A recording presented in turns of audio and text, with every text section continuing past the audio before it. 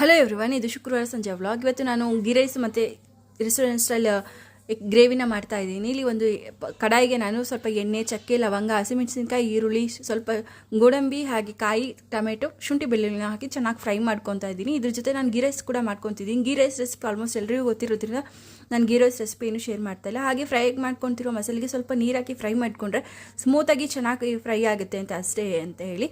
ಇನ್ನು ನಾನು ಅದನ್ನು ತಣ್ಣಗಾಗೋದಕ್ಕೆ ಬಿಟ್ಟಿದ್ದೆ. ಫ್ರೈ ಎಲ್ಲ ಆದಮೇಲೆ ಅದೊಂದು ಮಿಕ್ಸಿ ಜಾರ್ಗೆ ನಾನು ಎಲ್ಲ ಮಸಾಲೆಗಳನ್ನ ಹಾಕಿ ಸ್ಮೂತಾಗಿ ಪೇಸ್ಟ್ ಮಾಡ್ಕೊತಾ ಇದ್ದೀನಿ. ಸ್ಮೂತಾಗಿ ಆದರೆ ಚೆನ್ನಾಗಿರುತ್ತೆ ಕನ್ಸಿಸ್ಟೆನ್ಸಿ.